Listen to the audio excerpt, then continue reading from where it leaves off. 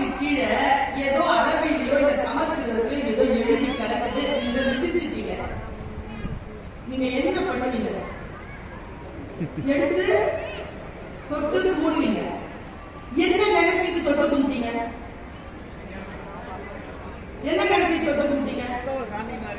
அது புனித நூலில் இருந்து ஏதேனும் ஒரு வாசகம் இருக்கிறது, அதை விதித்து விட்டோமே என்ற பதட்டத்தை. அதுல யாரோ ஒரு சில்மிஷக்காரன், அரபி தெரிந்தவர் அல்லது சமஸ்கிருதம் தெரிந்தவர், ஒரு கெட்ட வார்த்தை எழுதி போட்டுருக்காருன்னு வச்சுக்கோங்க. என்ன பண்ணுவீங்க?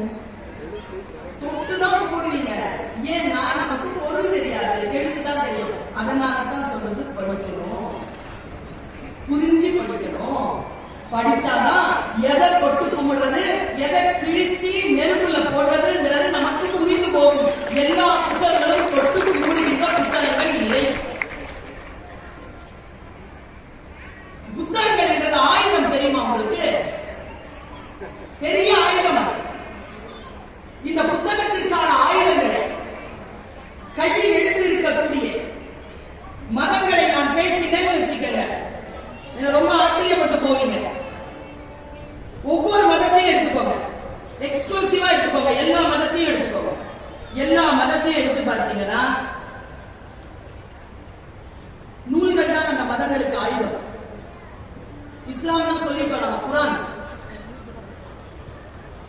கிறிஸ்துவம்னா பைபிள், இந்து மதம் என்றால் ராமாயணம், மகாபாரதம், திவ்ய பிரபந்தங்கள், உபனிஷதங்கள், ரிக், யஜுர், சாம, மதகண வேதங்கள். ஒரு மதம் ஒரு சமூகத்தில் பரவ வேண்டும் என்றால் அந்த பரவுவதற்கு அந்த மதம் கையில் எடுத்துக்கொண்ட ஆயுதம் புத்தகம்.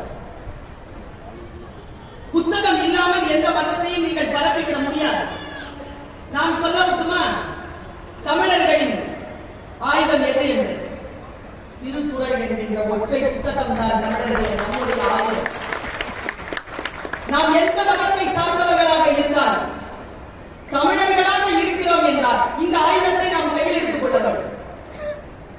வாசிக்க வாசிக்க நமக்கு சில விஷயங்கள் வெளிச்சமாகின்றன. ஒன்றாக எங்க ஐயா வளம்புரி ஜான் சொல்லுவார், எது தெரியுமா நல்ல புத்தகம்? நீ படிக்கும் பொழுதெல்லாம் நீ புரட்டி புரட்டி படிக்கிறியா, அது நல்ல புத்தகம் இல்ல.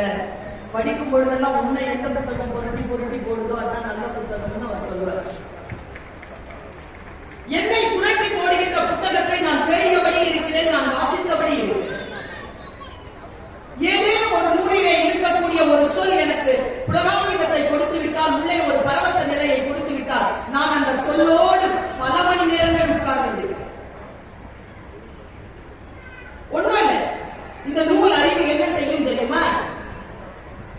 இந்த மிகப்பெரிய அந்த ஆதி மரத்தை நான் பார்த்து வியக்கக்கூடிய அந்த புத்தகத்தை, அதில் மறைந்திருக்கக்கூடிய சொற்களை நான் வாசித்து பொருள் புரிகின்ற பொழுது என்னுடைய உயரம் நான் பார்ப்பதற்கு முடியாதபடிக்கு உயர்ந்து நிற்கிறது. இந்த வாசனை, இந்த வாசிப்பு என்ன பிரச்சனை தெரியுமாயா? இன்னைக்கு நான் ஏன் இந்த தலைப்பை ரொம்ப சூட்சமா கொடுத்தேன், ஒரு மெட்டாபிசிக்கலா கொடுத்திருக்கேன். இந்த தலைப்பை நான் உங்களை கூட்டிட்டு வந்து அந்த மரத்துக்கடியில நிறுத்திட்டு தான் போவேன். எனக்கு முன்னால் பேசியவர்கள் கூட மரத்தை பற்றி பேசினார். ஒரு பெண் மரத்தில் ஏறி உட்கார்ந்து விட்டார்கள். இந்த போராளியை பற்றி பேசினேன். வங்காரி மாதா என்று ஒரு பெண், நோபல் பரிசு கிடைத்தது அவளுக்கு, காடு வளர்த்தாள் என்பதற்காக. அவளுடைய இன்டர்வியூவை நான் கேட்டேன். அவ உயிரோட இல்லை. அவங்க பேசின அந்த பேச்சு கொஞ்சம் நேரம் தான். அவங்க ஆப்பிரிக்கன் லேடி, அந்த மொழியில, அந்த பழங்குடி மொழியில பேசுறாங்க. கீழே இங்கிலீஷ்ல டிரான்ஸ்லேஷன். அவங்க குரூப்ல இருக்கிற எல்லாரும் கேட்கிறாங்க, நீ போய் பிரைஸ் வாங்குறியே, நான் அப்படியே சொல்லிடுறேன். சொல் அவளுடையது, பொருள் உங்களுடையது. அந்த சொல்லை நீங்கள் சரியாக புரிந்து கொண்டால் நீங்கள் பாக்கியசாலி. பொருள் மீது எந்த கண்ட்ரோலும் கிடையாது. நாம எப்படி வேணாலும் அதை புரிஞ்சுக்கலாம். பாருங்க, அவன் சொன்ன வார்த்தை, அவன் கிட்ட இருக்கிற ஒரு தோழி கேட்கிறாங்க, நோபல் பரிசுல என்ன கொடுப்பாங்க? அந்த பழங்குடி பெண்ணுக்கு வங்காரி மாதாய் சொன்னாங்க நிறைய காசு கொடுப்பாங்க. சிரிச்சுக்கிட்டே அந்த பழங்குடி பெண் சொல்றா, இந்த காசை வச்சுக்கிட்டு என்ன பண்றதா? இவ்வளவுதான் செய்தி. காசை வச்சுட்டு ஒண்ணும் பண்ண முடியாது, மரம் வளர்த்தால் ஏதேனும் செய்யலாம் என்று அந்த பழங்குடி பெண் சொல்றாங்க. இவ்வளவுதான் செய்தி. நீங்க எப்படி அதை புரிஞ்சுக்கிறீங்களோ புரிஞ்சுக்கோங்க. பாருங்க, நான் ஒரு புத்தகத்தை வாசிக்கிறேன். அந்த புத்தகம் என்னை வேறு நிலையில் என்னை விழிக்க வைக்கிறது. என் மகனை நான் எப்படி வளர்ப்பது என்கின்ற விழிப்புணர்வை எனக்கு கொடுக்கிறது. இன்னைக்கு இந்த ஜெனரேஷன் இருக்கிறோம்ல, மிக பெரிய சபிக்கப்பட்டவர்கள் நாம எல்லாம். நான் இங்க சொல்றேங்க, நீங்க ஒன்னும் வருத்தப்படாதீங்க. நாம தான் என் பெரியவங்க பேச்ச கேட்ட கடைசி பரம்பரை. இன்னொரு சோதனை தெரியுமா?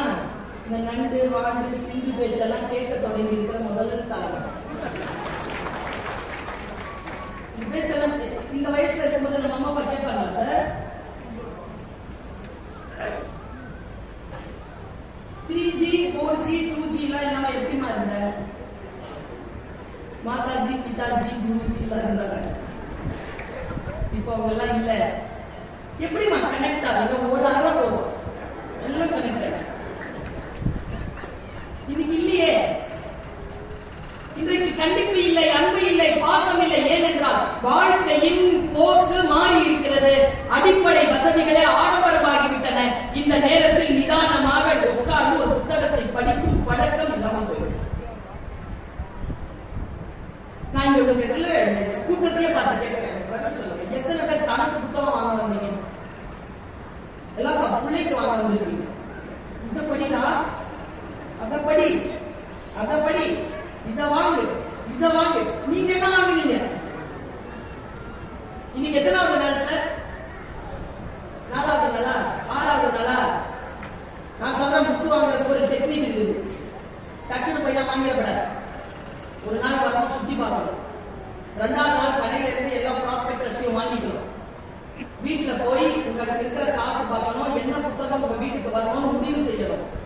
வீட்டுக்கு என்ன புத்தகம் வருதோ அடுத்த வருடத்திற்குள் அதை வாசிச்சு முடிச்சிடணுங்கிற வேகம் இருந்தால் ஒழிய புத்தகத்தை வாங்காது. பிளான் பண்ணி வாங்குங்க. 10 நாள் இருக்குல்ல, காசு சேர்த்து வச்சுக்கோங்க. வந்து கேளுங்க எவ்வளவு ரூபாய். புதிதாக புத்தகங்கள் வந்திருக்கின்றன.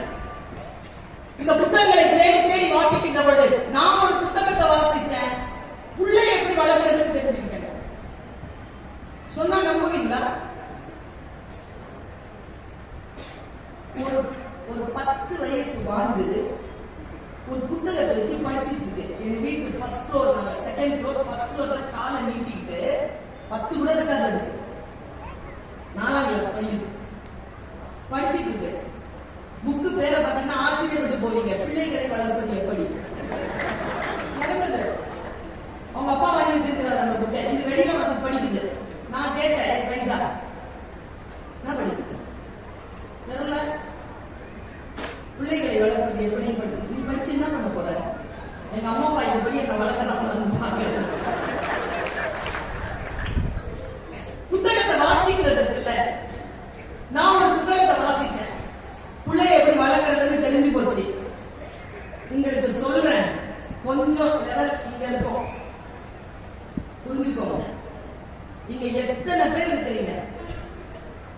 நான் பட்ட கஷ்டத்தை என் புள்ள பட விட மாட்டேன். இருக்கீங்களா? அவர் மொபைல் பார்த்துட்டு கையை தூக்குறது. நான் இருக்கிறேன். நான் பட்ட கஷ்டத்தை எங்க அம்மாட்ட ஒரே கேள்வி கேட்டேன். அம்மா, 25 வயசுல நான் என்ன ஆகும் நான் முடிவு பண்றேமா? என் பையன் இன்னும் முடிவு பண்ணாம இருக்கிறாமா? ஏமான்னு கேட்டேன். எங்க அம்மா 82 வயசு. போன வாரம் தந்த பதில், உன்னை நான் கஷ்டப்பட்டு வளர்த்த மாதிரி நீ பிள்ளைய கஷ்டப்பட்டு வளர்க்கல. அது முத்தையும் வைரத்தையும் சாப்பிட்டு வளருது. நீ கஞ்சிக்கு வழி இல்லாம வளர்ந்த, அதனாலதான் நீ வேகமா வளர்ந்த, அவன் ஸ்லோவா வளர்றான். புரிஞ்சுதா? நம்ம புள்ள ஏன் நம்மள மாதிரி இல்லை? நான் ஒண்ணு சொல்றேன், இன்னைக்கு சொல்றேன், எழுதி வச்சுக்கோங்க.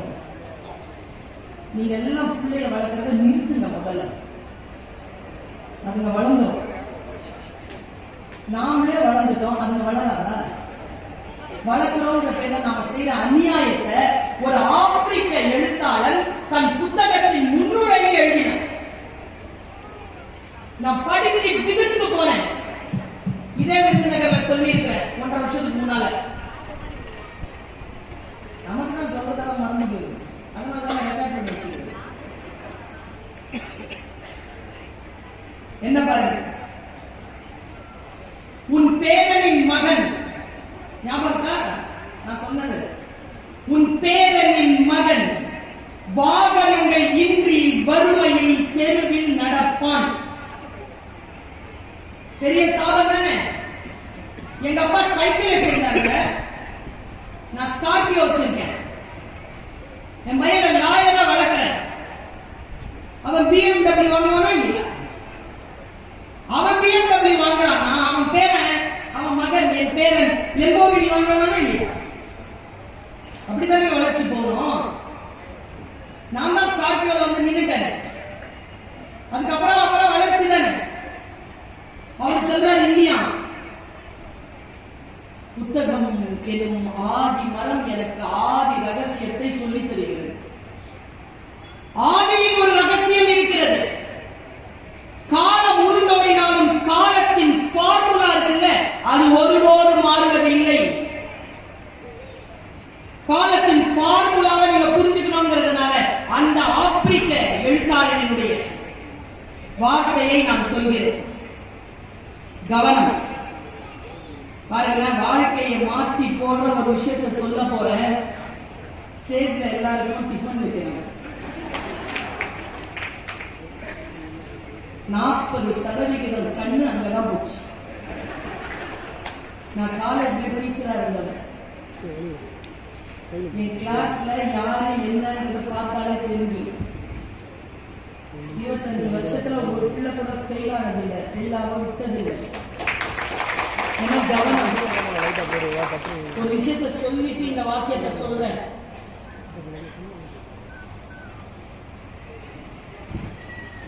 இந்த நாயன வாசிக்கிறவனுக்கு முன்னால உட்கார்ந்துட்டு மாங்காய் சாப்பிடப்படாது. நாங்கெல்லாம் பசியோட உட்கார்ந்துருக்கோம்ல.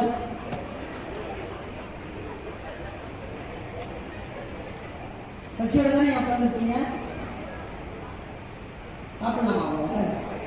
அவங்க நுட்பமான ஒரு வார்த்தையை சொல்லிவிட்டு இந்த வார்த்தையை சொல்றேன். நம் வாழ்க்கையை மாற்றக்கூடிய ஒரு செய்தி நம்மை வந்து சேர்க்கின்ற பொழுது நம் கவனம் சிதறக்கூடிய நிகழ்ச்சிகள் சமூகத்தில் நடக்கும். அந்த கவன சிதறினால், கவனம் அந்த பக்கம் போறதுனால, அதை பார்க்கறதுனால நம்ம வாழ்க்கையில எந்த ஏற்றமும் நடக்காது. இப்போ இங்க வந்து ஸ்நாக்ஸ் வச்சுட்டு போனாங்க, அதை பார்க்க ஏதாவது வாழ்க்கையில வளர்ந்துட்டோமா? இந்த மிக முக்கியமான விஷயத்தை சொல்லிட்டு இருக்கும்போது உங்க கவனம் சிதறு.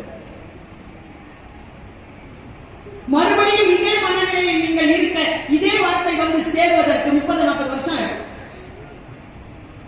கவனத்தை சிதறடிக்க எதுவாக இருந்தாலும், நான் பேசிக்கிட்டே இருக்கேன், ஸ்நாக்ஸ் வச்சதை நான் பார்த்துட்டேன், ஆனா என் கவனம் சிதறல, பேசிக்கொண்டே இருக்கு.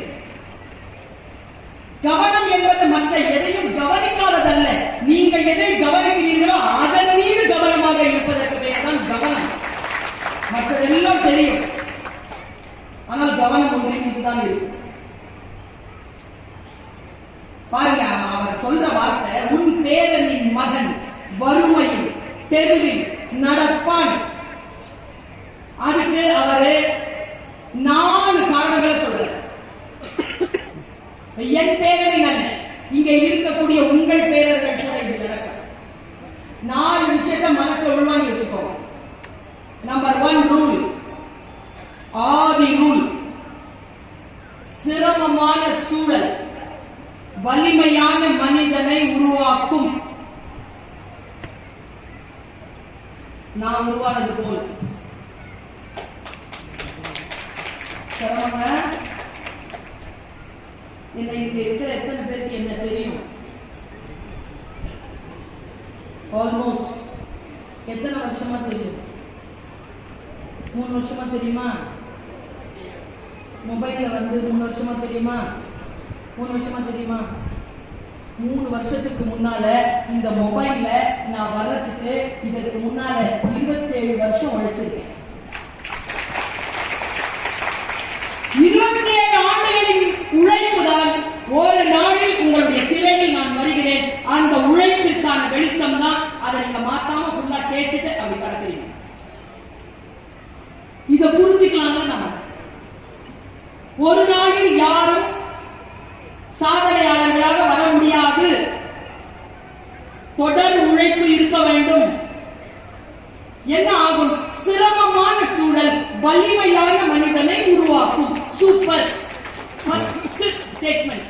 செகண்ட் ஸ்டேட்மெண்ட் சொல்றேன். வலிமையான மனிதன் வசதியான சூழ்நிலையை உருவாக்குவான். நான் தான் வலிமையாயிட்டேன். இனி எதுக்கு எனக்கு சைக்கிள்? புக் பண்ணுங்க. வலிமையான மனிதன் வசதியான சூழலை உருவாக்குவான். இங்கதான் புத்தகத்தை ஏன் படிக்கணும்? இதை யாரும் சொல்லி தர மாட்டாங்க. புத்தகம் தான் சொல்லித்தரும். பாருங்க, வலிமையான மனிதன் வசதியான சூழலை உருவாக்குவான். வசதியான சூழல் வலுவற்ற மனிதனை உருவாக்கும். அடுத்து, வலுவற்ற மனிதன் சிரமமான சூழ்நிலையை உருவாக்குவான்.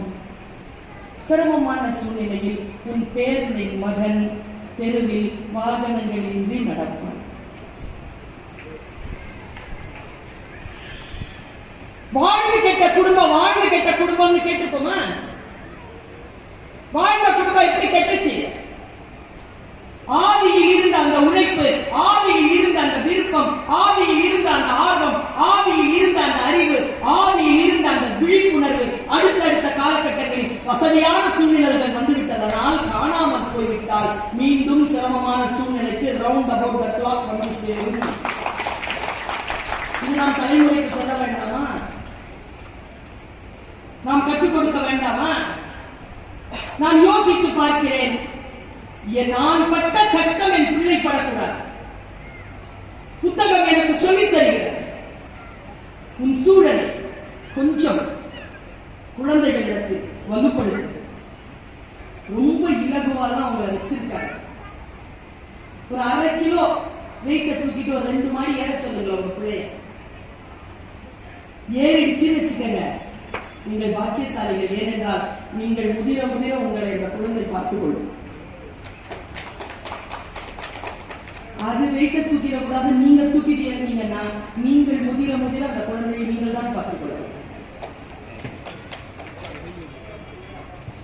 மிக மிக வலிமையான மனிதர்களை உருவாக்குவதற்கு சில சிரமமான சூழ்நிலைகளை கொடுத்து பழக வேண்டும் என்று சொல்கிறார் அந்த ஆப்பிரிக்க அறிஞர். புத்தகம் என்னை ஆதியினுடைய ரகசியத்திற்கு கொண்டு போய் நிறுத்துகிறது. நான் இப்படி சொல்கிறேன். நம்முடைய காலகட்டத்தில் நாம் எதிர்பார்க்கிறாத பல விஷயங்கள் நமக்கு இந்த காலகட்டத்தில் கிடைக்கின்றனவா? நான் இன்றைக்கு உங்களுக்கு 5 விதிகளை சொல்லித் தருகிறேன். சூட்சமான விதி. நீங்க நினைக்கிறீங்களா இந்த பிரபஞ்சத்திற்கு ஒரு சக்தி இருக்குன்னு எத்தனை பேர் நம்புறீங்க? கடவுள் நம்பிக்கை இருக்கோ இல்லையோ எனக்கு தெரியல. அப்படித்தான் நினைச்சிருக்கலாம். குட்டி புக்கு தான், கவிதை தான் எழுதிட்டாங்க.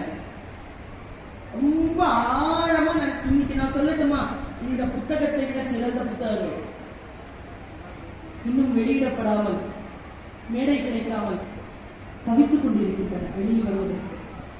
ஆனால் இந்த புத்தகம் இன்னைக்கு வெளியில வந்துருச்சு. என்ன காரணம் தெரியுமா? எழுதியவர்களின் என்ன பலம்.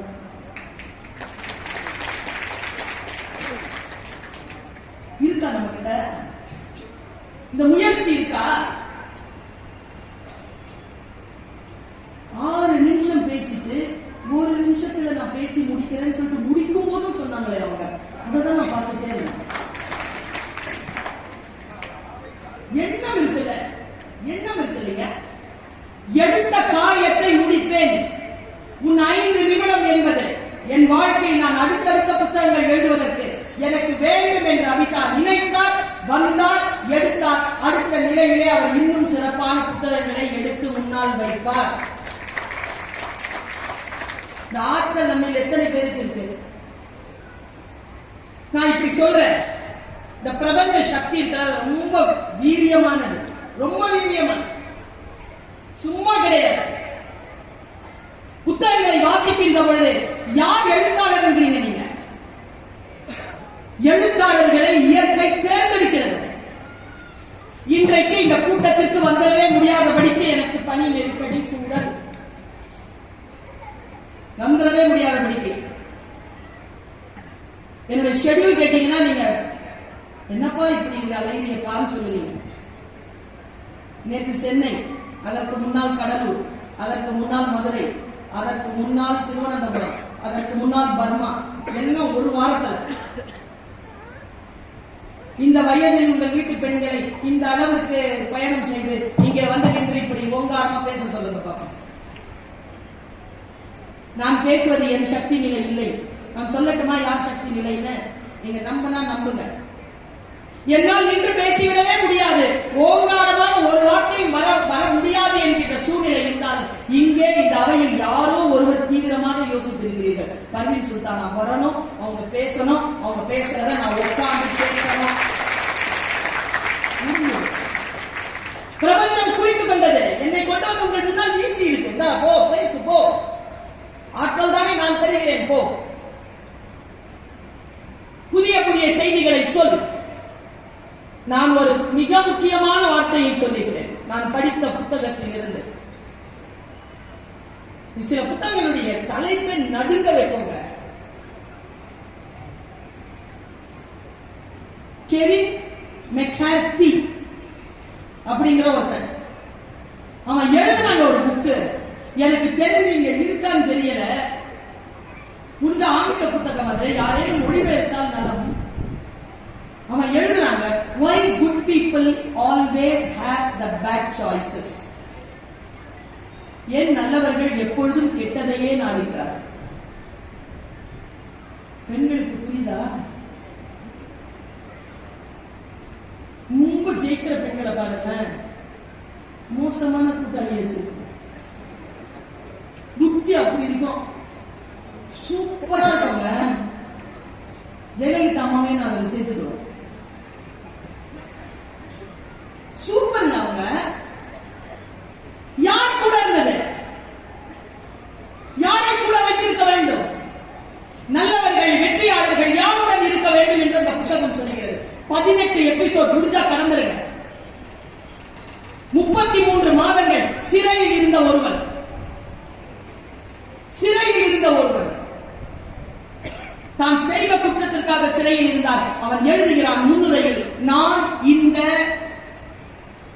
சிறை தண்டனையை அனுபவித்தது நான் செய்த குற்றத்திற்காக, ஆனால் அந்த குற்றத்தை செய்யாமல் இருப்பதற்கான அத்தனை வாய்ப்புகளும் என்னிடத்தில் இருந்தன, ஆனால் நான் அதை தேர்ந்தெடுக்கவில்லை. இப்படி எழுதுறாங்க. அவன் எழுதுறதுல ரொம்ப எனக்கு பிடிச்சது என்ன தெரியுமா? Blind spot. புத்தகம் என்னை இழைத்துக் கொண்டு சென்று ஆதி சிந்தனையில் நிறுத்துகிறது. மனிதன் எதற்காக தோன்றினான்? அவன் நாகரீகமானவன், அவன் மொழி அறிந்தவன், அவன் கவிதை தெரிந்தவன், அவன் வார்த்தைகளை புரிந்து கொள்ளுகின்றவன். அந்த ஆதி மனிதன், மொழியை உருவாக்கிய ஆதி மனிதன், அவன் சொல்றான் அந்த வார்த்தையை. அப்படியே கடத்த முடிஞ்சா புரிஞ்சுக்கோங்க. பர்வீன் சுல்தானா வாய்ஸ் என்ன தெரியுமா? சில பேருக்கு இந்த கடுமை பிடிக்காது. ஆனா ஐயா நான் சொல்றேயா, என்னுடைய வாய்ஸ் 2 தான்யா. உங்க அம்மா வாய்ஸ், உங்க டீச்சர் வாய்ஸ், 2 எதுக்குமே அடங்காது, எதுக்குமே பயப்படாது. அது நோக்கம் என்னன்னா, தன் பிள்ளை நல்லா இருக்கணும், தன் ஸ்கூல் கிளாஸ்ல படிக்கிற பிள்ளைங்க நல்லபடியா பாஸ் பண்ணணும், அவ்வளவுதான். 2 நோக்கம். வேற எந்த நோக்கமும் தாய்க்கும் டீச்சருக்கும் கிடையவே கிடையாது. அந்த நோக்கம் தான் என்னுடைய டோன். ஒரு பிளைண்ட் ஸ்பாட்டை சொல்றாங்க. முடிஞ்சா இந்த விஷயத்தை கத்துக்கிட்டு போங்க. ஏன்னா உங்களுக்கு நான் ஏதேனும் ஒன்று தருகிறேன்னு வச்சுக்கோங்களேன், நான் கொஞ்சம் உணர்ச்சி வசப்பட்டேன். நான் தருவேன்னு வச்சுக்கோங்களேன், நீங்கள் வாழ்க்கையில் மறுபடியும் பெற்றுவிட முடியாத அந்த நேரத்தை எனக்காக கொடுத்துட்டு இருக்கிறீங்கல்ல. நீங்க ஒரு 500 பேர் இருப்பீங்க, 700 பேர் 800 பேர் இருப்பீங்கன்னு வச்சுக்கோங்களேன். இந்த 800 பேருடைய அரை மணி நேரம் எவ்வளவுங்க?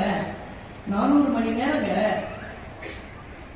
400 மணி நேரத்தை வாங்கிக் கொண்டு நான் பேசுகிறேன் என்றால் என் பேச்சினால் உங்களுடைய வாழ்க்கையில் ஏதோ ஒரு சில விஷயமாவது உள்ள போயிட்டு நீங்க வரணும்ல, அந்த பொறுப்பு வரணும்ல எனக்கு. இது இன்னொன்னு, நான் என் வாழ்க்கையில் மறுபடியும் பெற்றுவிட முடியாத அந்த மணித்துளிகளில் தான் இப்பொழுது தந்து கொண்டிருக்கிறேன். அந்த கவனமும் எனக்கு உண்டு. இதை மறுபடியும் என்னால் பெற்றுவிட முடியாது இல்லையா என் வாழ்க்கை. அவன் 18 எபிசோடு எழுதலாம். 18 எபிசோடும் கருப்பு புள்ளி அப்படின்னு ஒரு பொருளை பயன்படுத்துறான். கருப்பு புள்ளி, பிளைண்ட் ஸ்பாட். அதுல பட்டியல் போடுறா பாருங்க. அந்த பட்டியலை எனக்கு பிடிச்ச ஒரு நாலு பட்டியலை மட்டும் சொல்றேன். செலிபிரிட்டி பிளைண்ட் ஸ்பாட் அப்படின்னா, சிவப்பா இருக்கிறவன் பொய் சொல்ல மாட்டான். இங்கிலீஷ்ல பேசுறவன் புத்திசாலி. இதெல்லாம் blind spot. Celebrity blind spot அது என்ன தெரியுமா? கடவுளே, நான் இருக்கிறேன். இந்த நகைகளை ஒரு நடிகை கை நிறைய தங்க நகை எடுத்து வச்சுக்கிட்டு ஏதோ வாங்க தான் சொல்லுதுன்னா இங்கே அடுக்கவே. ஏமா, நீ இவ்வளவு நகையை வாங்குறதுக்கு நான் என் நகையை அங்க போய் அடகு வைக்கவா? நான் இருக்கிறேன். இங்கே உங்கள் வீட்டை அடங்குகிறேன். இன்னொருத்தர் வந்து, அவர் என்ன இன்ஜினியரா? இந்த கம்பியை வாங்குங்கள், உங்கள் வீடு மிகச்சிறப்பாக கட்டப்படும். நீ என்ன இன்ஜினியரா? Celebrity blind spot. செலிபிரிட்டியா இருக்கிறவங்க ஏதாவது சொன்னாங்கன்னா அது உண்மைன்னு நம்புறது இருக்குல்ல, அந்த நம்பிக்கையில் இருந்து, அந்த பிளைண்ட் ஸ்பாட்டில் இருந்து என் தமிழக மக்களே வெளியேறுங்கள், வெளியேறுங்கள். யார் எதை சொன்னாலும், சினிமாவை சொன்னா, காலேஜ் ஸ்டூடெண்ட்ஸ் இருக்கிறீங்களா? நல்லா கைத்துக்கு தம்பி. நீதான் இந்த எங்க சமூகத்தில் அடுத்த தலைவனாக வரக்கூடியவன் நீதான். நீ நல்ல உயர்த்து. நான் ஸ்டூடெண்ட் நல்லா உயர்த்து, ஒரு தப்பும் இல்லை. பல நேரங்களில் நாம் செய்யக்கூடிய மிகப்பெரிய பிழைகள் இந்த பிளைண்ட் ஸ்பாட்ல மாட்டிக்குது போய்.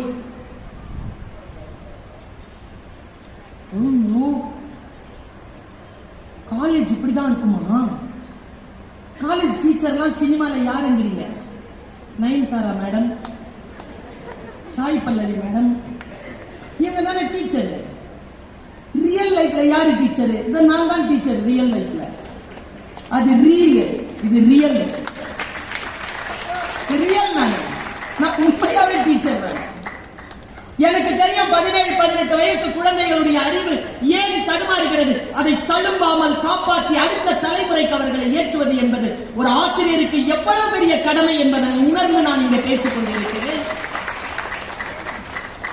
குழந்தைகளை புத்தகத்தை வாசிக்கிற பழக்கம் இருந்தால் நிதானம் வரும். எதை அப்படின்னு சொல்ல மாட்டேன், புரிஞ்சுக்கிறேன், ரியாக்டே பண்ண மாட்டேன், ரெஸ்பாண்ட் தான் பண்ண. ஒன்றை புரிந்து கொள். செலிபிரிட்டி பிளைண்ட் ஸ்பாட் எடுத்துட்டு மனசுல இருக்கு. அடுத்தது இருக்கு பாருங்க, ஜெனராசிட்டி பிளைண்ட் ஸ்பாட். பாவம் எல்லாம் பண்ணிட்டு எல்லாத்தையும் கொண்டு போய் சர்ச்சிலேயோ மசூதியிலேயோ கோயிலையோ கொடுத்துட்டா பாவம் போயிடும். ஜெனராசிட்டி. ஒரு குழந்தை கல்யாணம் பண்ணி வச்சிடலாம், ஒரு குழந்தைக்கு படிப்பு சொல்லி கொடுத்துடலாம், ஒரு குழந்தைக்கு நல்லது செஞ்சா ஜெனராசிட்டி பிளைண்ட் ஸ்பாட். இந்த கோயிலுக்கு இது செய்ய வேண்டும், அந்த சர்ச்சுக்கு அதை செய்ய வேண்டும், இந்த பைத்தல் மாலுக்கு இவ்வளவு கொடுக்க வேண்டும் என்றால் உன் பாவங்கள் மன்னிக்கப்படுமா? Generosity blind spot. அடுத்து சொல்றான் பாருங்க பெண்களே, gender Paes blind spot. Gender, பொம்பளை பிள்ளை செய்யாது, சூப்பரா செய்யும், சூப்பரா பொய்யே சொல்லாது, சூப்பரா சொல்லும். 4 பேரோட சேர்ந்துதான் அது கெட்டு போகுது. 4 பேருக்கு லீடரே அதான். நாங்க அந்த காலேஜ்ல இருந்தானே வரோம். Blind spot. உங்க எல்லாருக்குமே சொல்றேன், இந்த பிளைண்ட் ஸ்பாட் தெரிந்ததனால் சொல்லுகிறேன். பெண் குழந்தைகளே கவனம்.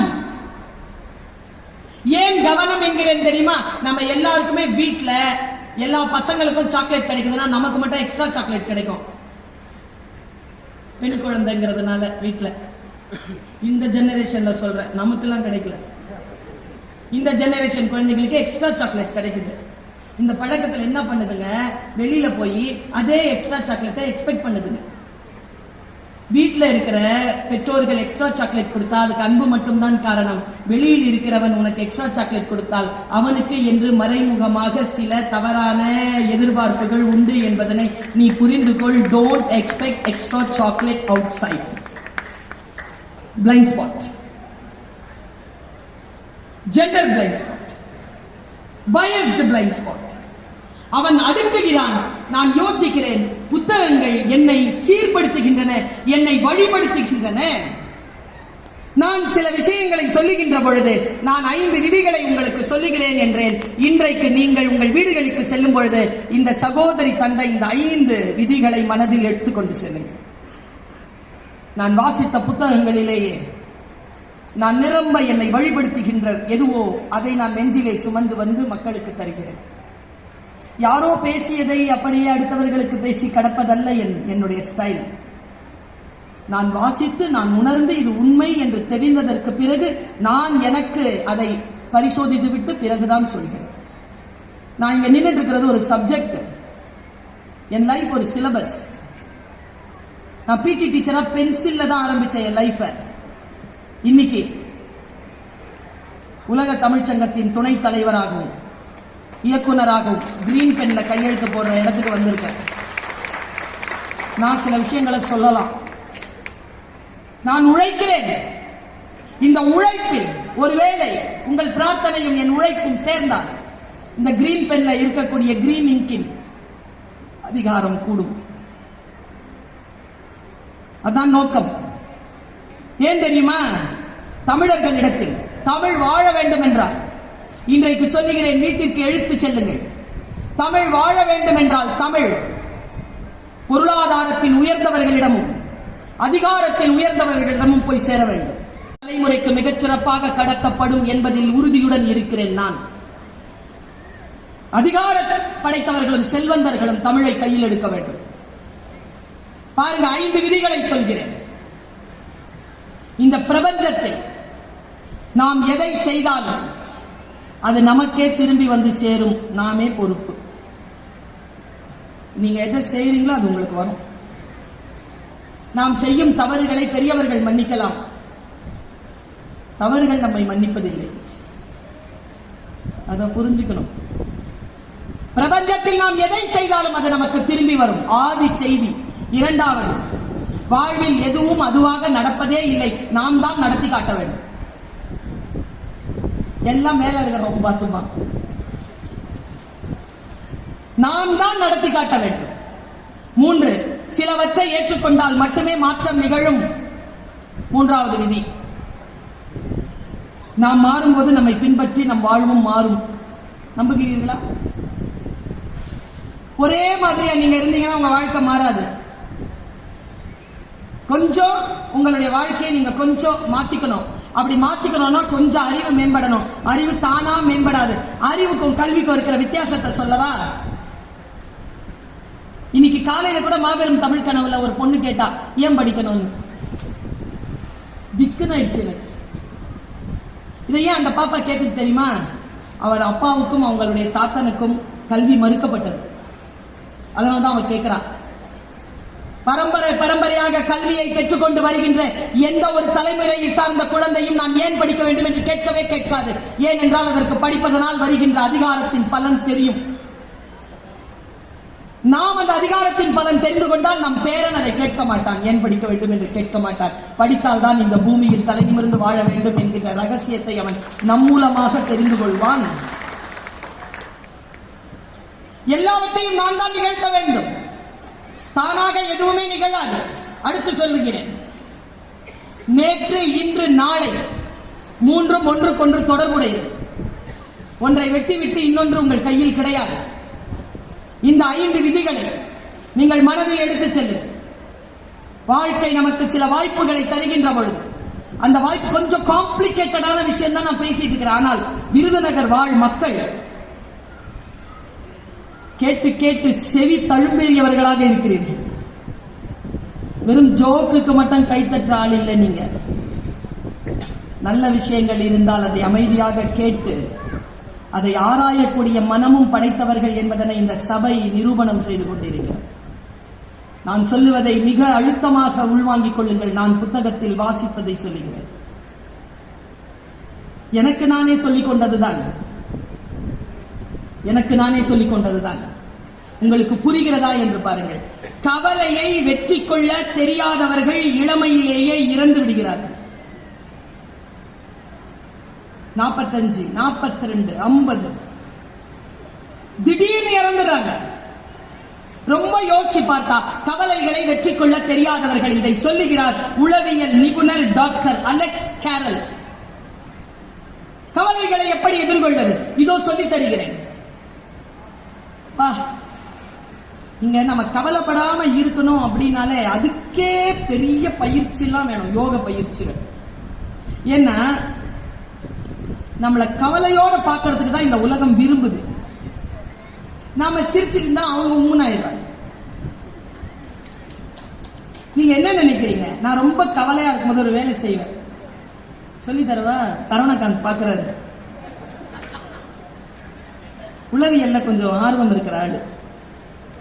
சொல்லி தரவா? சாக்லேட் இருக்குல்ல, ஸ்வீட், அதை சாப்பிட்டீங்கன்னா ஸ்ட்ரெஸ் குறையும். அதனாலதான் நம்ம ஜெயிக்கும் பொழுது அடுத்தவங்களுக்கு ஸ்வீட் கொடுக்கிறது. நாம ஜெயிச்சுட்டா அடுத்தவன் ஸ்ட்ரெஸ் ஆயிடும். அதனால ஸ்வீட் கொடுக்கிறோமா? இந்த சகோதரி ஒரு ரகசியத்தை சொல்லி தருகிறேன். வெற்றி பெற்றால் அடுத்தவர்களுக்கு ஸ்வீட் கொடுங்க, தோத்துட்டீங்கன்னா நீங்க சாப்பிடுங்க.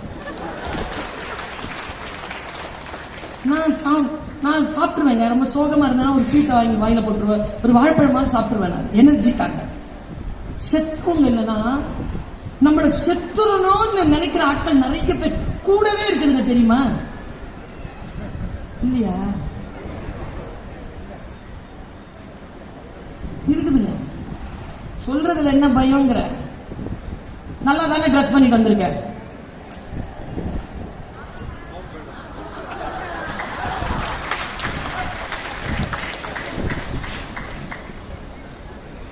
காலையில 7 மணிக்கு ட்ரெஸ் பண்ண நிறைய ப்ரோக்ராம் முடிச்சுட்டு 3வது ப்ரோக்ராம் வந்திருக்கிறேன். இப்பவே ஓரளவு ஃப்ரெஷ்ஷா இருக்கிறேன்னா, காலேஜ்ல 7:45 மணிக்கு சைன் பண்ணும்போது எப்படி போவேன்? வீட்டுல இருந்து வானத்துல இருந்து பராசக்தி இறங்குற மாதிரி இறங்குவேன். அப்படி வந்து கார் கதவை திறந்து பயோமெட்ரிக் வச்சு கையெழுத்து போட்டு உள்ள போய் கேபின்ல அப்படி உட்காந்து கஞ்சி கலையத்தெல்லாம் எடுத்து வச்சுட்டு அட்டெண்டன்ஸ் அது இதுன்னு எடுத்து வச்சுட்டு ஃப்ரெஷ்ஷா உட்காரம். பாருங்களேன், ரிட்டையர்ட் ஆயிட்டாங்க அந்த டீச்சர், எங்க டிபார்ட்மெண்ட்ல இருந்தாங்க. Parveen, yes ma'am. என்ன டல்லா இருக்கிற? உங்களுக்குமா? வீட்டுல ஏதாவது பிரச்சனை? அந்த ஆள் தான் கொண்டு வந்து டிராப் பண்ணி இருப்பார். சாயந்தரம் வெளியில ஷாப்பிங் கூட்டு போறேன்னு சொல்லிட்டு போயிருப்பார். வீட்டுல ஏதாவது பிரச்சனையா? நம் முகத்துல ஒரு கவலையின் ரேகை வந்தவுடன் அவங்க அப்பாடா. இந்த உலகத்துல இருக்கிறோம் நாம. இந்த உலகத்துல கவலைப்படாம எப்படி இருக்கிறது? நான் 2 முக்கியமான இந்த மரத்துக்கு கிட்ட கொண்டு போய் உங்களை நிறுத்திட்டு இளைப்பாருங்கள்னு சொல்லிட்டு போயிடுறேன். இந்த மரத்தை காப்பாத்திக்கோங்க, இளைப்பாருங்கள்னு சொல்லிட்டு போயிடுறேன். பாருங்க, 2 விஷயம். கிளாரா அப்படிங்கிற ஒரு பெண், அவ வந்து ரெட் கிராஸ் ஏற்படுத்தினவர். 97 இயர்ஸ் அவ உயிரோட இருந்தா. பேரழகி. எப்போ? 97லயே. வயதானவர்கள் அழகாக இருப்பதை பார்த்திருக்கிறீர்களா? நம்ம ஊர்ல குறையும். ஏன்னா இந்த மாதிரி டிபார்ட்மெண்ட்ல வேலை செஞ்சுட்டு, இந்த மாதிரி வீட்டுல இருந்துகிட்டு, இந்த மாதிரி ஊர்ல சுத்திட்டு இருந்தோம்னா எப்படி 50 வயசுலயே 60 வயசு மாதிரி தெரியும், 60 வயசுல 72 வயசு மாதிரி தெரியும். எல்லாம் பிடிச்சி உருவி விட்டுருவாங்க. கிளாரா 97 வயதில் இளமையுடன் அழகாக இருந்தால் அவளிடத்தில் கேட்டார்கள், உங்கள் இளமையின் ரகசியம் என்ன? நான் படிக்கிறேன் இறையன்புடைய புத்தகத்தில். இறையன்பு இந்த தகவலை தருகிறார். அது ஒரு சொற்களஞ்சியங்க. அந்த மனிதர் அவருடைய இலக்கியத்தில் மேலாண்மைன்னு ஒரு புக் இருக்கு, மூளைக்குள் ஒரு சுற்றுலான்னு ஒரு புக் இருக்கு, போர் தொழில் பழகுன்னு ஒரு புக் இருக்கு, வைய தலைமை கொள்னு ஒரு புக் இருக்கு. முடிஞ்சா கடந்துருங்க, படிச்சு தகவல் கொட்டி தீர்த்திருப்பான் மனுஷன். என் குரு அவர் சொல்ற, கிளாரா சொன்னாள், நான் கவலைகளை நினைவில் வைத்திருப்பதில்லை. யாராவது அதை நினைவுபடுத்தினா கூடவே இருக்குமே. இன்னைக்கு இங்க வீடு ஏலம் பண்ண நாள் மறந்து இருக்கிறேன்ல, நல்லா தானே இருக்கிறேன். நான் நினைக்கிறேன் இந்த ஏப்ரல் மாசத்துலதான் நீங்க டிவோர்ஸ் வாங்கினீங்கன்னு. இன்னும் உனக்கு இப்போ இந்த தப்பை செத்த நாள் வருது இல்ல, 2 வாரத்துலயோ அது 2 வாரத்துக்கு அப்புறமா வருதியா, செத்து 13 வருஷம் ஆயிடுச்சு. ஏன் இப்போ கவலைகளை அப்படியே நினைவில் வைத்துக் கொண்டு நம்மை நாசம் செய்யும் உலகம். கிளாராவிடம் கேட்டார்கள், நான் துயரங்களை துக்கங்களை மறந்து போகிறேன். கிளாராவிடம் கேட்டார்கள், அதை நினைவுபடுத்தினால் என்ன செய்வீர்கள்? கிளாரா சொன்னால், நான் அதை மறந்து போனதை நினைவுபடுத்திக் கொள்வேன். அதை நான் மறந்துட்டேயா. நமக்கு நாமளே சொல்லிக்கணும் இல்ல மேடம். நான் இன்னைக்கு ஒரு மந்திரத்தை சொல்லிட்டு போறேன். நாடி மந்திரம் பிடிச்சு வச்சுக்கோங்க. 45 வயது கடந்து விட்டது எனக்கு. 40 ஆண்டு காலமாக இந்த உலகத்தை புரிந்து புரிந்து புரிந்து புரிந்து வந்து ஒரு இடத்தில் நிற்கிறேன். என் அனுபவங்களே ஒரு புத்தகம் தான், அதுவே ஒரு ஆதிமரம் தான். அந்த ஆதி மரத்தின் கீழே உட்கார்ந்து ஒரு மந்திர சொல்லை சொல்லிவிட்டு போகிறேன். ஒரே ஒரு மனிதர் தான் இந்த உலகத்தில் உங்களை காப்பாற்ற முடியும், அது உங்களுக்கு நீங்கள் மட்டுமே. The only person under the sky will help you is you. உன்னை விட உன்னை மற்றவர்களால் காப்பாற்றி விட முடியாது. உனக்கு தெரியும் உன் பலவீனம் என்ன, உன் பலம் என்ன, நீ எங்கே தோற்கிறாய், எங்கே ஜெயிக்கிறாய். எல்லாவற்றையும் அடுத்தவர்களிடத்தில் காட்டுவதல்ல. கவலை கொள்ளாதீர்கள். இந்த கவலை கொள்றது, நான் இதை சொல்லி இருக்கிறேன், நினைவுபடுத்துறேன். ஒரு காட்டுல இப்போ நம்ம கூட இருக்கிறவங்களுக்கு எப்படிங்க நம்ம தெரிஞ்சுக்கிறது நம்ம நல்லவங்களா இல்லையா? கஷ்டம் இல்லை மேடம், பட்டு தெரிஞ்சாதான் தெரியுதுல்ல. புரிஞ்சுக்கோங்க, புரிஞ்சுக்கிறதுக்காக சொல்றேன். எப்படி புரிஞ்சுக்கிறது? நான் யாருக்கிட்டையும் சொன்னதில்ல இது வரைக்கும், யூடியூப்ல வந்ததில்லை. எங்க அம்மா கல்யாணம் ஆகிறதுக்கான முஸ்தீபுகள்ல எங்க குடும்பம் ஈடுபட்டிருந்த போது என்னுடைய கல்யாணத்தை நிச்சயம் செய்ய வந்தவர்களிடம் என் தாயார் சொன்ன சொல் இன்னைக்கும் எனக்கு ஞாபகம் இருக்கு. என் பிள்ளை பொறுமைசாலி, ஆனா அதே சமயத்துல புத்திசாலி. எங்க அம்மா எனக்கு பயோடேட்டா கொடுக்குறாங்க. ஒரு பெண்ணை பெற்றவள் பாருங்களேன், 25 வருஷத்துக்கு முன்னால இப்படி கொடுத்துருக்க முடியுமா? சொல்றாங்க, என் மகள் பொறுமைசாலி ஆனால் புத்திசாலி. பாம்பு புத்துல போட்டாலும் வாழ்ந்துட்டு வந்துருவா. அம்மா சொன்ன சர்டிபிகேஷன் நான் அப்படியான்னு எனக்கு தெரியாது, ஆனால் என் அம்மா அப்படி நம்பினார் என்னை. பாருங்க, எப்படி எப்படி நம் வாழ்க்கையை நாம் கவலைகள் இல்லாமல் எப்படி வாழ்வது என்பதனை புத்தகங்களின் மூலமாகவும் அனுபவத்தின் மூலமாகவும் நான் தெரிந்ததை உங்களிடத்தில் கடத்தி விட்டு போகிறேன். பெரிய மழை, காடு, காட்டாறு ஓடுகிறது, எதிர்பார்க்கல எந்த உயிரினமும். அதுல ஒரு தேல் அடிச்சுக்கிட்டு வருது ஆத்துல, பாறையில பட்டு தெரிச்சு அப்படி நிக்குது, உயிர் போகல. பக்கத்துல பாக்குது, அங்க ஒரு தவளை உட்கார்ந்து. தவளைக்கு நீந்தவும் தெரியும், நடக்கவும் தெரியும். அது எங்கேயும், நாம தான் அந்த தவளை. வெள்ளம் வந்தா என்ன, எது வந்தா என்ன, உயிரோடு இருக்கிறவங்க சூப்பர் அப்படின்னு நினைக்கிற ஒரு தவளை.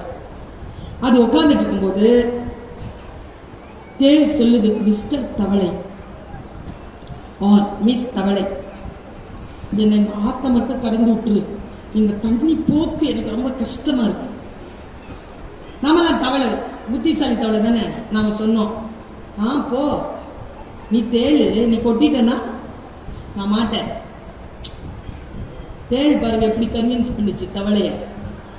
நாமெல்லாம் எவ்வளவு சீக்கிரம் கன்வின்ஸ் ஆகிற ஆளுங்கிறதுக்காக சொல்றேன். நீ என்ன லூசா? நான் ஏன் உன்னை கொட்ட போறேன்? நான் கொட்டினாதான் நானும் செத்துருவேனே. நீ என்னை காப்பாத்தி மட்டும் விட்டுரு, நான் அந்த பக்கமா போயிருவேன். இவ்வளோ ஆபத்துல நான் உன்னை கொட்டுவேனா? நானே உங்கள்கிட்ட ஹெல்ப் கேட்கிறேன் ப்ளீஸ் அப்படின்ச்சு. நாம கன்வின்ஸ் ஆயிடுவோம்ல. அவளை கன்வின்ஸ் ஆயிடுச்சு சார், முதுகுல ஏறிடுச்சு சார் தேளு. இப்ப ஆத்த கடந்து போயிட்டு இருக்கிறோம். தவளை ஆகிய நாம் தேளை ஏத்திக்கிட்டு போய்கிட்டு இருக்கிறோம். நடு ஆத்துல தண்ணி தழும்புது. அப்போ தேளு கொடுக்கு எடுக்குது. இப்போ தவளைக்கு பயம். தவளை சமாதானம் பேசுது தேள் கிட்ட.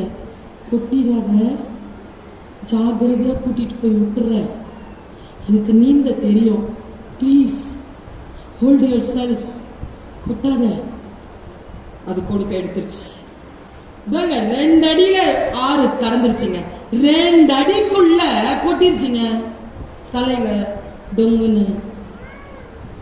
இப்போ தேள் முழுகுது, தவளையும் முழுகுது. நாம இல்லைன்னா தவளை. நம்ம என்ன சொல்லுவோம்? டைலாக் நான் சொல்லவா? உன் வழிக்கு நான் வந்தனா? நீ தானே என் வழிக்கு வந்த. என்னை காப்பாத்துன்னு சொன்ன, நான் காப்பாத்த தானே செஞ்சேன். ப்ராமிஸ் பண்ணல கொட்ட மாட்டேன்னு.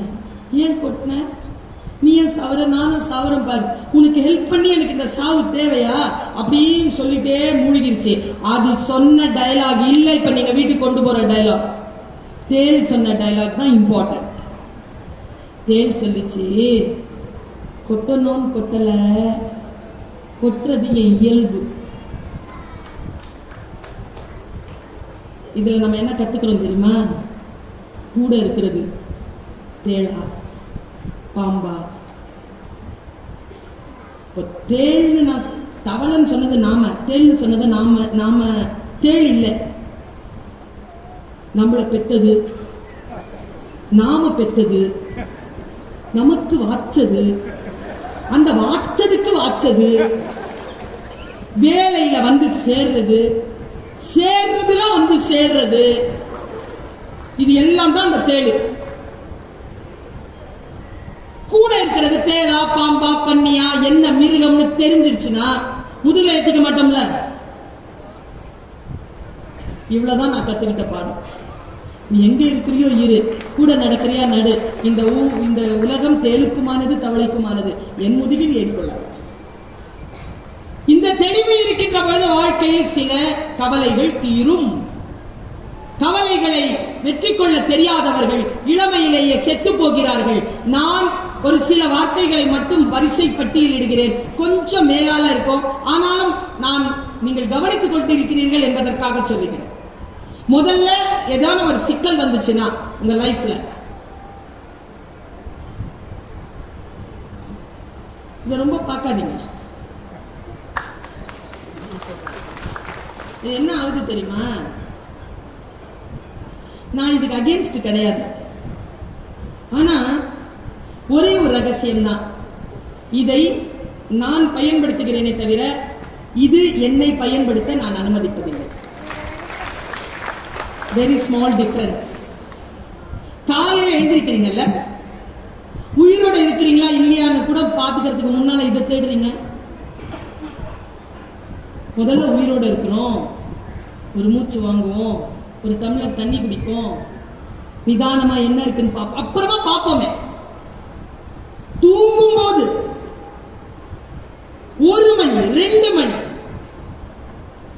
ஒரு பையன் என்கிட்ட கேட்கிறான், 1 ஹவர் கிளாஸ் சொல்லி உட்கார்ற, ஒரு நாள் போற மாதிரி இருக்குது, 20 நிமிஷம் ரீல்ஸ் பார்க்கலாம்னு நினைக்கிறேன், ஒரு நாள் போயிடுது மேடம். இந்த பையனுக்கு என்ன பதில் சொல்றது? உங்க இன்ட்ரெஸ்ட், நீங்கள் எதில் மிக மிக ஆர்வமாக இருக்கிறீர்களோ அது உங்களை வழிபடுத்தும். இதை அவ்வளவு சீக்கிரமா நம்பிராதீங்க. உதாரணத்துக்கு சொல்லவா, நீங்க இதை வச்சுக்கிட்டு ஏதாவது பேசுங்க, ரியல் எஸ்டேட் பத்தி பேசுங்க. உங்க இன்ஸ்டாகிராம்ல, உங்க இமெயில, உங்க பேஸ்புக்ல எல்லாம் ரியல் எஸ்டேட்கான விஷயமா வரும். இல்லைன்னா போன் வந்துகிட்டே இருக்கும், ரியல் எஸ்டேட் போன் வந்துகிட்டே இருக்கும். அப்ப இது உங்களை கவனிக்கிறதா? ஆண்கள் கிட்ட நான் நிறைய 4 வருஷமா போராடிட்டேங்க மேடையில பேசி பேசி. இதை எதுக்கு பாத்ரூம் கொண்டு போறீங்க வீட்டுல? நான் கேட்டேன். ஒரு சைக்காட்ரிஸ்ட் சொன்னாரு, தனியா போக இப்பெல்லாம் ஆம்பளைங்க பயப்படுறீங்க. நான் சொல்லவா, அது இல்ல உண்மை. இத தனியா விட்டுட்டு போக பயம். இந்த கை தட்டுறதுல எல்லாம் பாதிக்கப்பட்டது இல்லைன்னா பயப்படுறது. இன்னிலிருந்து இந்த புத்தக கண்காட்சியில இன்னிலிருந்து ஒரு சின்ன சங்கல்பம் எடுத்துக்கலாமா? ஒரு சின்ன உறுதிப்பாடு, ஒரு சின்ன வாக்குறுதி. காலையில எழுந்திரிச்ச உடனே குளிக்கிறோம்ல, குளிக்கிறோமா? ஏன் குளிக்கிறோம்? உடம்பு தூய்மையா இருக்கணும். வள்ளுவர் சொல்ற, புற தூய்மை நீரினால் வரும், அக தூய்மை வாய்மையினால் காணும். உடம்பை எவ்வளவு சுத்தமா வச்சுக்கிறீங்களோ இதையும் சுத்தமா வச்சுக்கோங்க. இப்போ நீ படிக்கும் புத்தகத்தை பற்றி சொல், நான் உன்னை பற்றி சொல்கிறேன். நீ பார்க்கும் படத்தை பற்றி சொல், நான் உன்னை. உன் கூகுள் ஹிஸ்டரியை சொல், நான் உன்னை பற்றி சொல்கிறேன். நீ என்ன கூகுள் ஹிஸ்டரி வச்சிரு.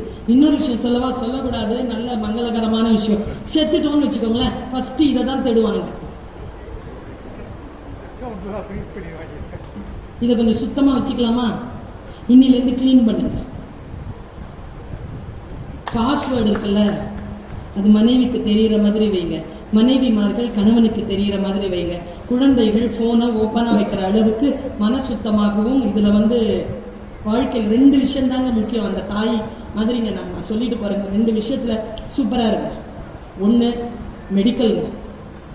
மெடிக்கலா ஃபிட்டா இருக்கணுங்க. 2 சட்டத்துல ரீதியில ஃபிட்டா இருக்கணுங்க.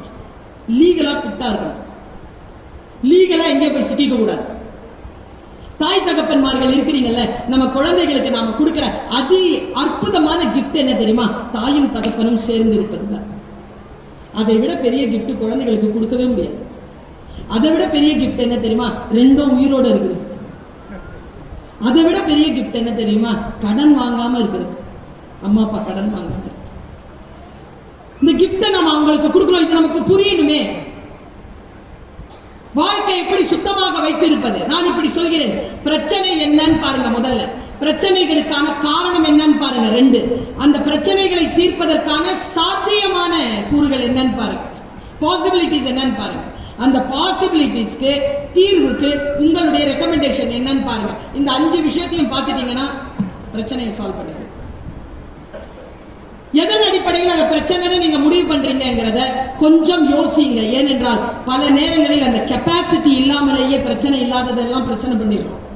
என் குடும்பத்துல எனக்கு 2 சித்தப்பா, ஒரு பெரியப்பா, ஒரு அத்தை, இன்னொரு சித்தப்பா, 1 விட்டு சித்தப்பா.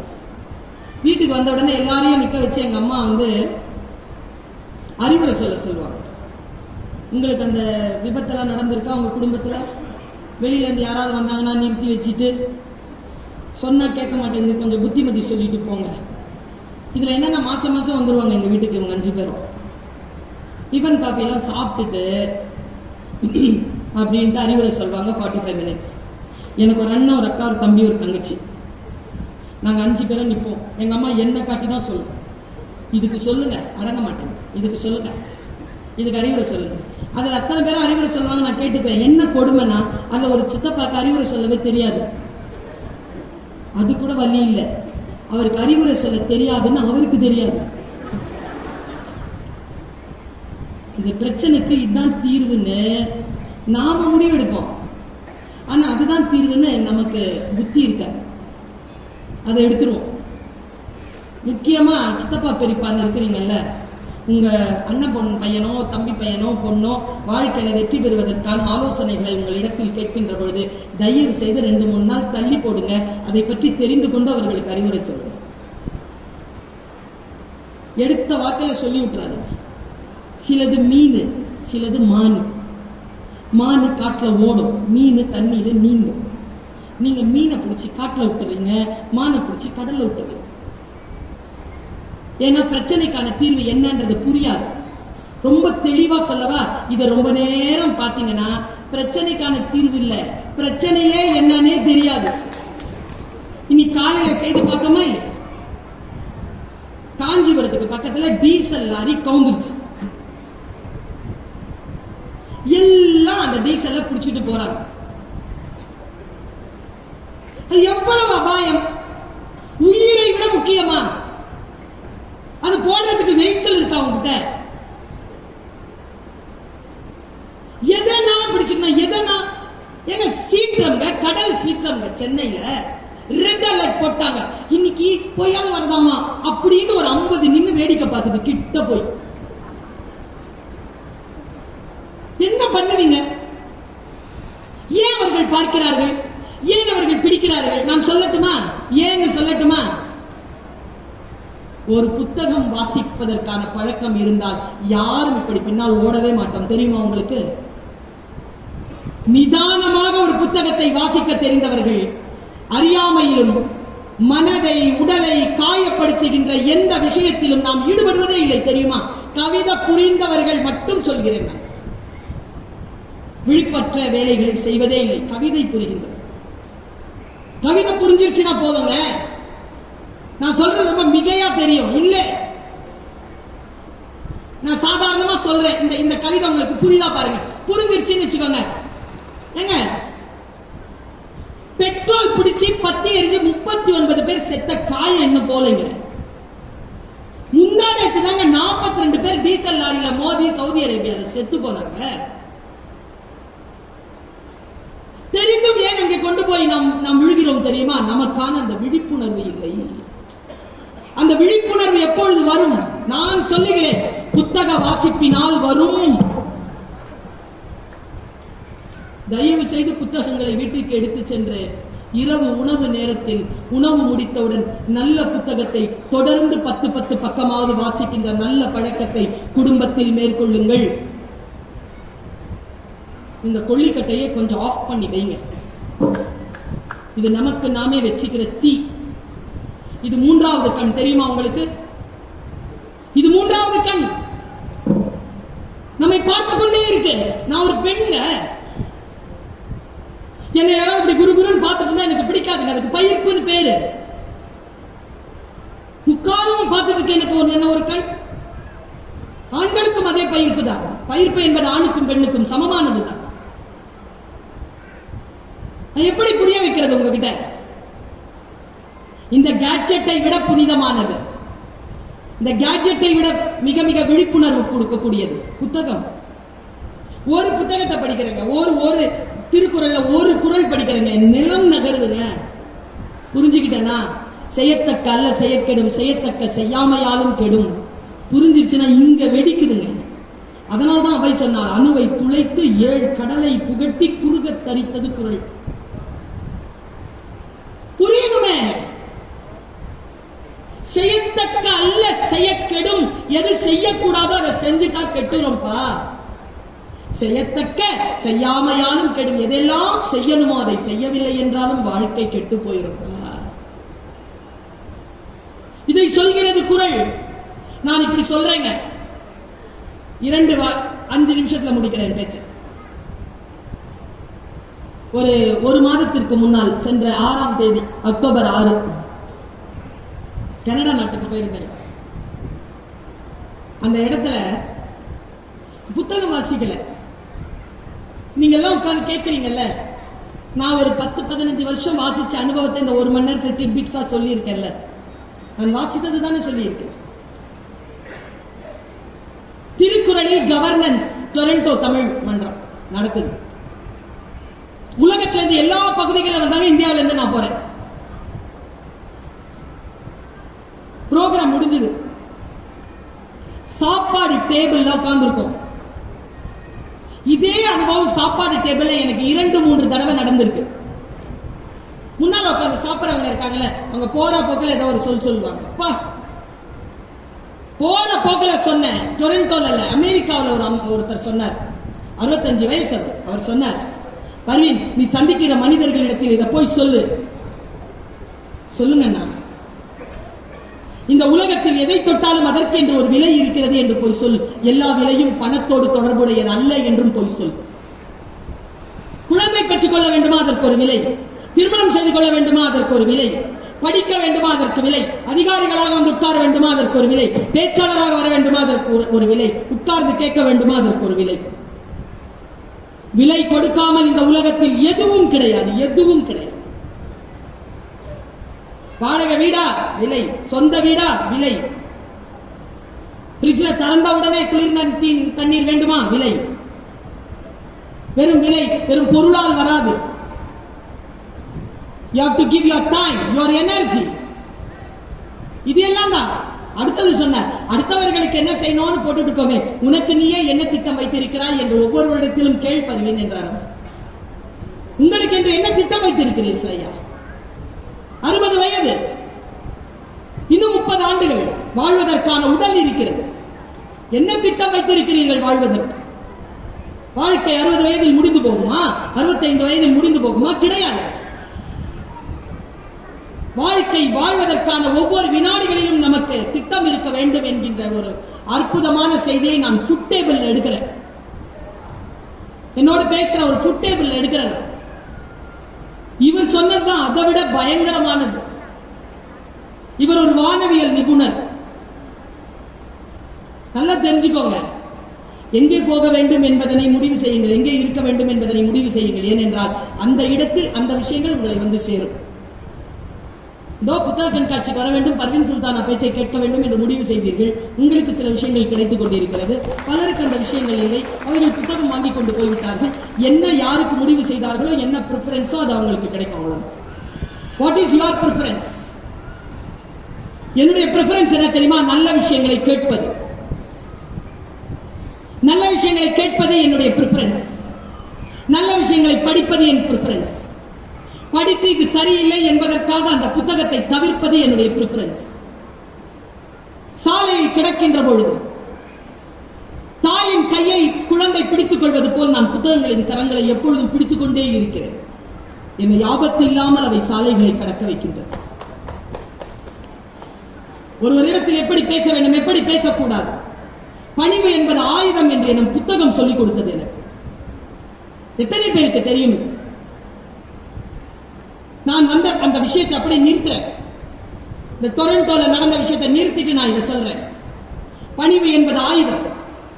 சின்ன குழந்தைகள் இருக்கிறீங்களே, ஸ்கூல்ல லெட்டர் எழுதுறீங்களாப்பா, லீவ் லெட்டர் எழுதுறீங்களாப்பா? மனப்பாடமா தெரியுமே நமக்கு தான் லெட்டர். சொல்லுங்க, போலீஸ்கார கூட சொல்லலாம்.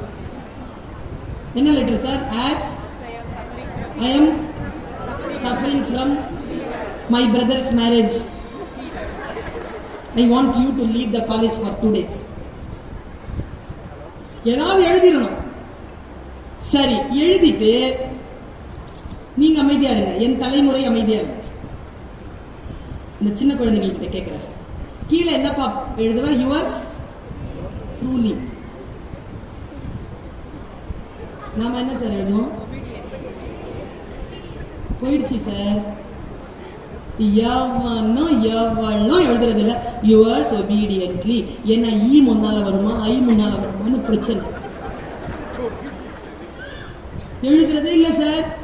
Truly, faithfully, sincerely. அந்த டபுள் எல் வருமா, ஒரு எல் வருமா, பிரச்சனை. பணிவு என்பது ஆயுதம் தெரியுமா? சில விஷயங்களுக்கு பணிந்து கொள்ள வேண்டும். கொரோனா வந்தது, பணிந்து கொண்டோமா இல்லை? பணிந்து கொண்டவர்கள் உயிரோடு இருக்கு. பயந்து கொண்டவர்கள் பணிவோடு இருக்கு, உயிரோடு இருக்கு. சில விஷயங்கள் எதிர்க்கத்தக்கன, சில விஷயங்கள் பணியத்தக்கன. பணிவு என்பது ஒரு ஆயுதம் தான் என்று இந்த தலைமுறைக்கு நாம் சொல்லித்தர வேண்டும் என்று புத்தகம் எனக்கு சொல்லித் தருகிறது. டீச்சர்ஸ் எல்லாம் பகைக்க கூடாது தெரியுமா? போலீஸ்காரங்களையும் பகைக்க கூடாது, வக்கீல்களை பகைக்க கூடாது, டாக்டர்ஸ பகைக்க கூடாது. ஏன் பகைக்க கூடாது? பிளக்க பிடிங்கிட்டு பயந்து இருக்கணும். எனக்கு அவ்வளவு கோபம் இருந்தது என் டீச்சருக்கு முன்னால. பகைக்கவே இல்லையே. அவங்க ரிட்டையர் ஆகிறதுக்குள்ள அந்த ஸ்கூலுக்கு சீஃப் கெஸ்டா போயிட்டு வந்துட்டேன். பகைக்க கூடாது. நீங்கள் உயர்ந்தவர்கள் காட்டுறோம். பணிவா இருக்கணும். அரச குணம் தெரியுமா பணிவு என்பது? இந்த குழந்தைகளுக்கு நாம் சொல்லித் தரவே இல்லை. வானவியல் நிபுணர் ஒருவர் உட்கார்ந்துட்டு எனக்கு சொல்லித் தருகிறார். மா, வானத்துல பிரபஞ்சம் பெருசுமா, வானம் ரொம்ப பெருசு, உலகம் ரொம்ப சின்னதுமா. அவர் இப்படிதான் காட்டினார் உலகத்தை. உலகம் ரொம்ப சின்னதுமா, வானம் ரொம்ப பெருசு. நாங்க அந்த வானத்துல டெலிஸ்கோப் வச்சு அந்த நடவடிக்கைகளை ஆராயும் பொழுது 1 இன்ச்சு இடத்தை எனக்கு கொடுத்தாங்க. 1 இன்ச்சுன்றது ஒரு 1000 கிலோமீட்டர். நாங்க ஆராய்ந்து நான் கண்டுபிடிச்ச ஒரு சயின்டிபிக்கான விஷயத்தை உனக்கு சொல்றேன். நீ லிட்டரரியா அதை மாத்தி மக்களுக்கு சொல்றியா? சொல்றேன் சார். சொல்லுங்க சார். வானத்துல நிறைய நட்சத்திரங்கள் இருக்குமா. நடுவுல கருப்பா ஒரு இடம் இருக்கும். அதுக்கு பிளாக் ஹோல்னு பேரு. Black hole. வானத்துல சில நடவடிக்கைகள் வரும். அப்போ நட்சத்திரங்கள் அந்த பிளாக் ஹோல்குள்ள போயிடும். பிளாக் ஹோல்குள்ள போயிடுச்சுன்னா அது வெளியில வராது. ஏன்னா பிளாக் ஹோல் கிட்ட இருந்து வெளியில எடுக்கிறதுக்கான ஆயுதமோ பயிற்சியோ வானவெளியில யாருக்குமே இல்லை. நான் அதை பார்த்து கொண்டே இருந்தேன். சில கற்கள் பிளாக் ஹோல்ல போயிடுச்சு. அதே கவனிப்பு இருக்கும் பொழுது வானத்தில் வேறு ஒரு சின்ன நடவடிக்கை. அந்த நடவடிக்கையில் உருண்டு சில நட்சத்திரங்கள் வந்தன. அந்த நட்சத்திரங்கள் அந்த இடத்தில் ஒரு சிறிய அதிர்வை கொடுத்தன.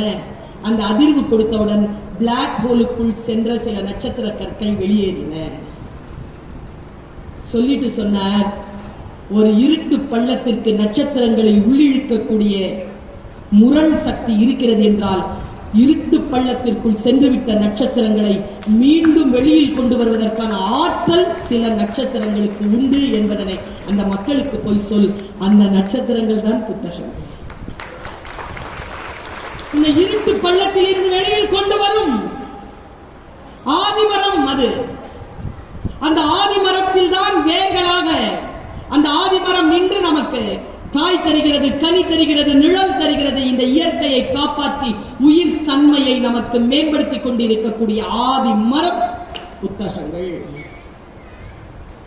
இந்த புத்தகத்துக்கு அத்தனை பேரை எழுந்து நீங்க ஏன் மரியாதை கொடுத்தோம்? ஒரு சிறிய புத்தகத்துக்கு. ஏனென்றால் ஏதோ அதை வாசிக்கின்றவர்கள் இருட்டு பள்ளத்திற்குள் போன நட்சத்திரங்களாக இருந்தவர்கள் வெளியேற்றிவிட்டார். ஆகாய வாசம் என்று வேறு பெயர் வைத்திருக்கிறார். வாசித்துதான் பார்ப்போமே. நான் ஒரு விஷயத்தை சொல்லவா? நாம் எல்லோரும் வேட்டைக்காரர்கள் தான். நாம் எல்லோரும் வேட்டைக்காரர்கள் தான். யாரும் இந்த உலகத்தை மேம்படுத்த வேண்டும் என்பதற்காக எல்லாவற்றையும் துறந்தவர்கள் இங்க யாரும் கிடையாது. எவ்வளவு முடிகிறதோ அந்த அளவிற்கு வேட்டையாடி செல்கிறோம். நம் வாழ்க்கையை வளப்படுத்திக் கொள்கிறோம், நம் வீட்டை வளப்படுத்திக் கொள்கிறோம், நம் உறவுகளை வளப்படுத்துகிறோம், நம் நாட்டை வளப்படுத்துகிறோம். பாருங்க, ஒரு காட்சியை மட்டும் சொல்லி நான் நிறைவு செய்கிறேன். ஒரு காட்சி என் வாழ்க்கையை அதிர வைத்த காட்சி. இந்த புத்தகங்களை காப்பாற்றிக் கொள்ளுங்கள் பெருமக்களே. விருதுநகர்ல போட்டிருக்காங்கல்ல இந்த புக்ஸ், ஒவ்வொரு புக்கும் ஒரு வாழ்க்கையை காவு கேட்குதுன்னு சொன்னாங்க யாரோ. நான் பதிப்பகம் நடத்தியவள், எனக்கு தெரியும். ஒவ்வொரு பதிப்பாளருக்குமான வேதனை, அது எழுத்தாளருக்கான வேதனை அல்ல. ஒவ்வொரு பதிப்பாளருக்கும் ஒரு வாழ்க்கை மிகப்பெரிய காவு கொடுத்தால் ஒழிய அவர்கள் ஒரு புத்தகத்தை பதிப்பகத்திலிருந்து வெளியில் கொண்டு வர முடியாது. இன்றிலிருந்து ஒன்றை மட்டும் நாடியில் பிடித்து செல்லுங்கள். இலவசமாக இந்த புத்தகத்தையும் வாங்காதீர்கள், காசு கொடுத்து வாங்குங்க. சரஸ்வதி இல்ல, கொஞ்சம் லட்சுமியை செலவு பண்ணி அந்த சரஸ்வதியை வீட்டுக்கு கூட்டு. நான் பார்க்கிறேன் ஒரு ஆளினுடைய ஒரு சிறியதா இதுலதான் பார்த்தேன். என் பையன் தான் சொல்லுவோம், அம்மா உனக்கு மட்டும் நல்ல நல்ல மெசேஜா வருதுமா. ஏமா நான் நல்ல மெசேஜை பார்த்தா நல்ல மெசேஜே வரும், பாடாவதியான மெசேஜ் பார்த்தா பாடாவதியான மெசேஜே வரும். அதான் ரகசியமே. எதை பார்க்கறியோ தொடர்ந்து அது வரும். 10 செகண்ட் தொடர்ந்து எதை பார்க்கறியோ அதுவே வரும். அது முடிவு செய்ய நீ எதை பார்க்கணும். நான் பார்க்க சொல்லுவேன், இது காட்டு என்று நான் சொல்லுவேன். அப்படி நான் பார்த்த ஒரு காட்சி. ஒருத்த அப்படி நடந்து போறான், ஒரு பாறை, அந்த பாறையில உட்காந்து இந்த மாதிரி இந்த குழந்தை வந்ததுல ஒரு மரத்தை போத்திட்டு வந்தது, அந்த மாதிரி மரத்தை போத்திக்கிட்டு அவன் உட்காந்துட்டான். ஒரு கேமரா ஆன் பண்ணிட்டான். அங்க ஒரு கேமரா, இங்க ஒரு கேமரா. அது ஒரு மரத்தை காட்டுது. அந்த மரத்துல பெரிய பெரிய பறவைகள் வந்து உட்காருது. அப்படியே வந்து உட்கார்ந்த ஒரு பறவை மறுபடியும் எழுந்து போய் ஆத்துல இருந்து ஒரு மீனை எடுத்துட்டு வந்துச்சு. எடுத்துட்டு வந்து இப்படி உட்காருது. அதுக்கு என்ன ஆச்சுன்னு தெரியல, வாயில இருந்து காலுக்கு கொடுத்துருச்சு. அதுக்கு என்னமோ தோணிருச்சுங்க. இப்படி பாக்குது இந்த மீனை. மறுபடியும் காலையே எடுத்துட்டு போய் நடு ஆத்துல போட்டு வந்துருச்சு. இந்த ஆள் இல்ல, இந்த கேமரா வச்சிருந்தவன், அவன் டக்குன்னு அதை தண்ணிக்குள்ள போட்டான் இந்த கேமராவை. அந்த மீன் என்ன ஆச்சுன்னு நான் பார்த்தேங்க. நீங்களும் போட்டீங்கன்னா வரும்னு நினைக்கிறேன். உள்ள போன அந்த மீன் இப்படி மேல இப்படி உள்ள போயிடுச்சு. சிறுன்னு உள்ள போகுது. என்னன்னு தெரியல, ஒரு சிலித்துக்குது. இப்படி மேல இப்படி பறந்து வருது. இப்படி பறந்தது இப்படி நிக்குது. நடு மேல வரல, உள்ளதான் காட்டுறான் அந்த கேமரா. நதியில அப்படி ஒரு சிலுத்துச்சுங்க. அதனுடைய வயிற்றின் பின்பகுதிகளிலிருந்து முட்டைகளா வருது. இப்படி ஒரு காட்சிங்க. அந்த பறவை நமக்கு என்ன சொல்லுச்சு தெரியுமா? நான் மீன் சாப்பிடுவேன், ஆனா தலைமுறையை சாப்பிட மாட்டேன். நாம எவ்வளவுதான் வேட்டையாடிக்கலாம், இந்த சமூகத்துக்கு ஏதாவது விட்டுட்டு போனோம்ல. மரம் சா மருந்து கொளோம், ஆணிவரை எடுத்து அதை அரைத்து எனக்கு மருந்தாக கொடுத்தால் நான் வாழ்கிறேன் என்றால், நான் வாழ வேண்டும் என்பதற்காக ஒரு மரத்தை சாக விடமாட்டேன் என்று சொன்ன பரம்பரை நம் தமிழ் பரம்பரை. அந்த ஆதிமரமான புத்தகங்களை காப்பாற்றிக் கொள்வோம். தமிழனுக்கு புத்தகங்கள் தான் அடையாளம், தமிழ் மொழிதான் செம்மொழி, தமிழ் தான் தமிழர்களுடைய வரலாறு. குரலை தூக்கி பிடிப்போம். சங்க இலக்கிய, காப்பிய, சிற்றிலக்கிய, நவீன இலக்கியங்களை வாசிப்போம். அடுத்த தலைமுறைக்கும் அதை கடத்துவோம். சிறகை விரித்து வானத்தில் பரப்போம். நிச்சயமாக சொல்கிறேன், இந்த மரம் நம் ஆதி மரம். வள்ளுவம் என்கின்ற ஆதிமரம், சங்க இலக்கியங்கள் என்கின்ற ஆதிமரம். இந்த ஆதிமரம் நம் பரம்பரையின் அடையாளம்.